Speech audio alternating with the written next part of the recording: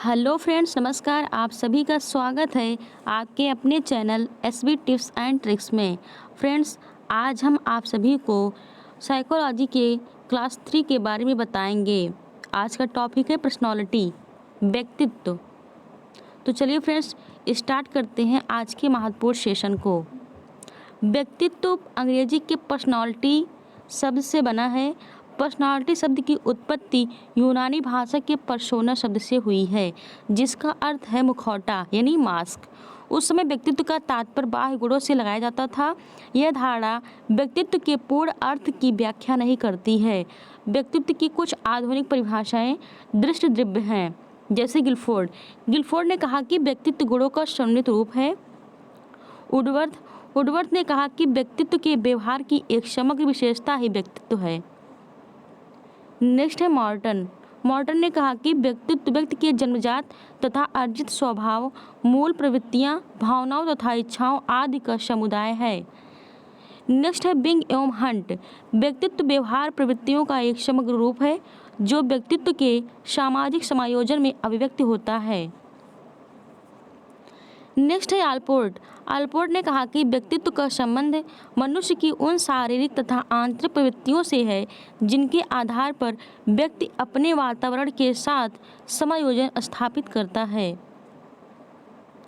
इस प्रकार हम निष्कर्ष निकाल सकते हैं कि व्यक्तित्व एक व्यक्ति के समस्त मानसिक एवं शारीरिक गुणों का ऐसा गतिशील संगठन है जो वातावरण के साथ उस व्यक्ति का समायोजन निर्धारित करता है।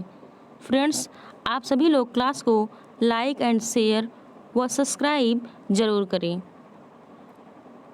आगे देखते हैं। नेक्स्ट है व्यक्तित्व मापन के सिद्धांत। ट्रिक है, विकट में जागो आम व्यक्ति, हमें मांगना है मन से और शरीर से। ठीक है। ट्रिक का विस्तृत जो रूप है वह है विषय विकट है, तो विकट से हो जाएगा विषय विशेषक सिद्धांत, जिसको कैटल ने दिया था। और जा से है जीव सिद्धांत, जिसे गोल्डस्टीन ने दिया था। आ से है आत्मज्ञान का सिद्धांत, जिसे मास्लो ने दिया। व्यक्ति अर्थात यह ट्रिक्स है व्यक्तित्व मापन के सिद्धांत की। ठीक है। नेक्स्ट है हम से हो जाएगा हार्मिक सिद्धांत, जिसे मैकडूगल ने दिया। और मांगना हो जाएगा मांग का सिद्धांत, जिसे हेनरी मुरे ने दिया था। नेक्स्ट है मन से मनोविश्लेषण सिद्धांत, इसको किसने दिया था? सिगमंड फ्रायड ने दिया था। और लास्ट है शरीर से यानी शारीरिक संरचना सिद्धांत, किसने दिया था? तो सेल्डन ने दिया था। ठीक है। आगे देखते हैं व्यक्तित्व के प्रमुख सिद्धांत, जैसे मनोविश्लेषणात्मक सिद्धांत। इस सिद्धांत का प्रतिपादन फ्रायड ने किया था। उनके अनुसार व्यक्तित्व के 3 अंग हैं, इदम, अहम, परम अहम। ठीक है। ये तीनों घटक सुसंगठित कार्य करते हैं तो व्यक्ति समायोजित कहा जाता है।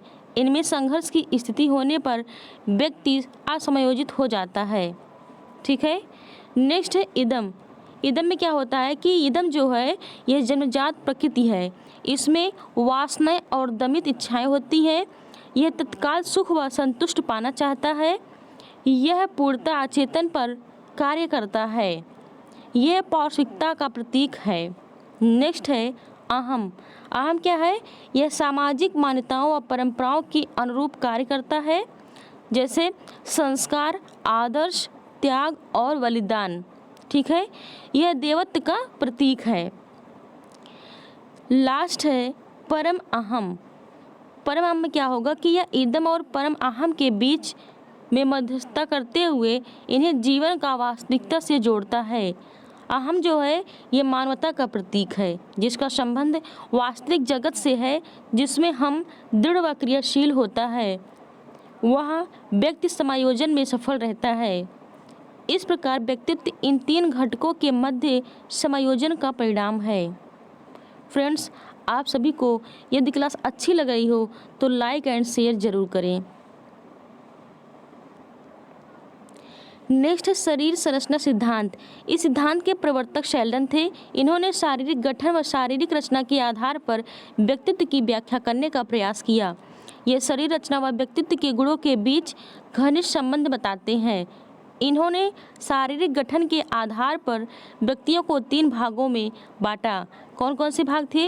गोलाकृत, आयताकृत और लंबाकृत में।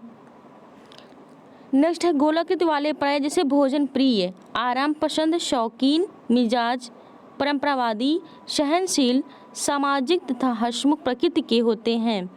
आयताकार वाले व्यक्ति रोमांच प्रिय, प्रभुत्ववादी, उद्देश्य केंद्रित, जोशीले आदि प्रकार से होते हैं। और लास्ट है लंबकृत वाले पर्याय जिसे है जो है गुमसुम होते हैं, एकांत, अल्प निद्रा, एकाकी, जल्दी थक जाने वाले और निष्ठुर प्रकृति के होते हैं। नेक्स्ट है विशेषक सिद्धांत। इस सिद्धांत का प्रतिपादन कैटल ने किया था। उसने कारक विश्लेषण नाम की सांख्यिकी प्रविधि का उपयोग करके व्यक्तित्व को अभिव्यक्त करने वाले कुछ सामान्य गुण खोजे जिन्हें व्यक्तित्व विशेषक नाम दिया गया। इसके कुछ कारक हैं धनात्मक चरित्र, संवेगात्मक स्थिरता, सामाजिकता और वृद्धि। आगे देखते हैं। कैटल के अनुसार व्यक्तित्व वह विशेषता है जिसके आधार पर विशेष परिस्थिति में व्यक्तित्व के व्यवहार का अनुमान लगाया जा सकता है। व्यक्तित्व विशेषक मानसिक रचनाएं हैं। इन्हें व्यक्ति के व्यवहार प्रक्रिया की निरंतरता व नियमितता के द्वारा जाना जा सकता है। आगे देखते हैं मांग का सिद्धांत। मांग का सिद्धांत, इस सिद्धांत के प्रतिपादक हेनरी मुनरे। कौन है? हेनरी मुनरे माने जाते हैं कि मानव एक प्रेरित जीव है जो अपने अंतर्निहित आवश्यकताओं तथा दबावों के कारण जीवन में उत्पन्न तनाव को कम करने का निरंतर प्रयास करता है। वातावरण व्यक्ति के अंदर कुछ मांगों को उत्पन्न करता है। ये मांगें ही व्यक्ति के द्वारा किए जाने वाले व्यवहार को निर्धारित करती हैं। मुनरे ने व्यक्तित्व मांग की 40 मांगें ज्ञात की। कितनी? 40 मांगें।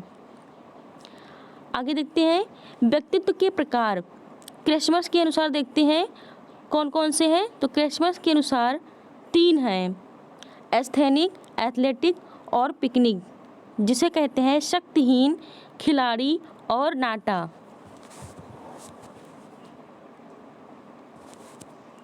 नेक्स्ट है कपिल मुनि स्वभाव पर आधारित वर्गीकरण। यानी मुनियों के आधार पर 3 प्रकार से वर्गीकरण किया गया है। पहला है सत्व, दूसरा है राजस, तीसरा है तमस। नेक्स्ट है थॉर्नडाइक का चिंतन पर आधारित वर्गीकरण। सूक्ष्म विचारक, प्रत्यक्ष विचारक, स्थूल विचारक। नेक्स्ट है स्प्रिंगर का समाज संबंधी वर्गीकरण। कितने प्रकार से हुआ है? तो 6 प्रकार से हुआ है। पहला है वैचारिक, दूसरा है आर्थिक, तीसरा है सौंदर्यात्मक, चौथा है राजनैतिक, पांचवा है धार्मिक और छठा है सामाजिक। आगे देखते हैं युंग द्वारा किया गया मनोवैज्ञानिक वर्गीकरण। वर्तमान में युंग का वर्गीकरण सर्वोत्तम माना जाता है। इन्होंने मनोवैज्ञानिक लक्षणों के आधार पर व्यक्तित्व के 3 भेद माने हैं। पहला है अंतर्मुखी। अंतर्मुखी छेपने वाले, आदर्शवादी और संकोची स्वभाव वाले होते हैं। इसी स्वभाव के कारण वे अपने विचारों को स्पष्ट रूप से व्यक्त करने में असफल होते हैं। ये बोलना और मिलना कम पसंद करते हैं, पढ़ने में अधिक रुचि लेते हैं, इनकी कार्यक्षमता भी अधिक होती है। नेक्स्ट है बहिर्मुखी। बहिर्मुखी व्यक्ति भौतिक और सामाजिक कार्यों में विशेष रुचि लेते हैं। ये मेल जोल बढ़ाने वाले और वाचाल होते हैं।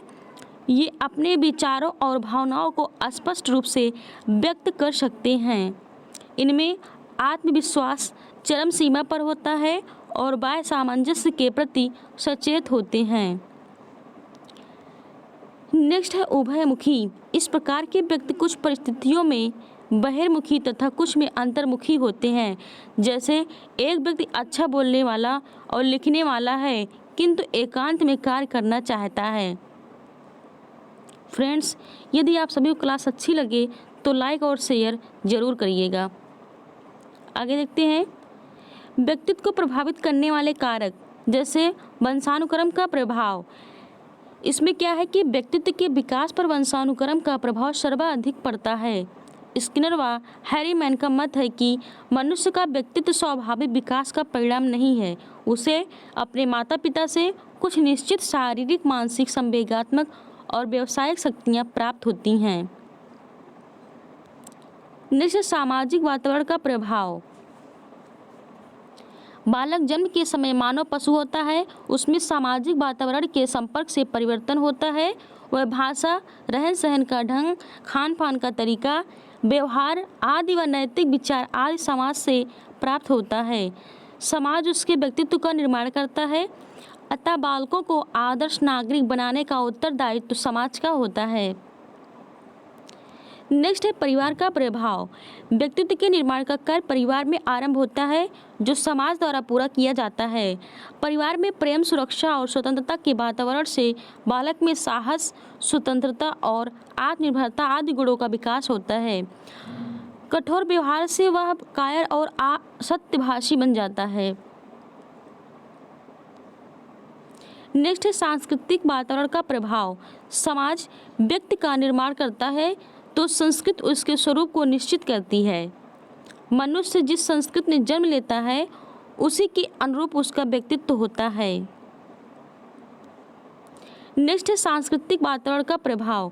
समाज व्यक्ति का निर्माण करता है तो संस्कृति उसके स्वरूप को निश्चित करती है। मनुष्य जिस संस्कृति में जन्म लेता है उसी के अनुरूप उसका वास्तविक व्यक्तित्व होता है। आगे है विद्यालय का प्रभाव। पाठ्यक्रम, अनुशासन, खेलकूद, शिक्षक का व्यवहार, सहपाठी आदि का प्रत्यक्ष या अप्रत्यक्ष प्रभाव व्यक्तित्व के विकास पर पड़ता है। विद्यालय में प्रतिकूल वातावरण मिलने पर बालक कुंठित और विकृत हो जाता है। नेक्स्ट है संवेगात्मक विकास। अनुकूल वातावरण में रहकर बालक संवेगों पर नियंत्रण रखना सीखता है। संवेगात्मक असंतुलन की स्थिति में बालक का व्यक्तित्व कुंठित हो जाता है, इसलिए वांछित व्यक्तित्व के लिए संवेगात्मक स्थिरता को पहला प्राथमिकता दी जाती है। नेक्स्ट है मानसिक योग्यता व रुचि का प्रभाव। व्यक्ति की जिस क्षेत्र में रुचि होती है वह उसी में सफलता पा सकता है और सफलता के अनुपात में ही व्यक्तित्व का विकास होता है। अधिक मानसिक योग्यता वाला बालक सहज ही अपने व्यवहारों को समाज के आदर्शों के अनुकूल बना देता है। नेक्स्ट है शारीरिक प्रभाव। अंतःस्रावी ग्रंथियाँ, नलिका विहीन ग्रंथियाँ, शारीरिक रसायन, शारीरिक रचना आदि व्यक्तित्व को प्रभावित करने वाले हैं। शारीरिक की दैहिक दशा मस्तिष्क के कार्य पर प्रभाव डालने के कारण व्यक्ति के व्यवहार और व्यक्तित्व को प्रभावित करती हैं। इनके अलावा बालक की मित्र मंडली और पड़ोस भी उसके व्यक्तित्व को प्रभावित करते हैं। तो फ्रेंड्स, आज की क्लास यहीं तक। यदि आप सभी को क्लास अच्छी लगी हो तो लाइक, शेयर एंड सब्सक्राइब जरूर करें। Thank you, all the best.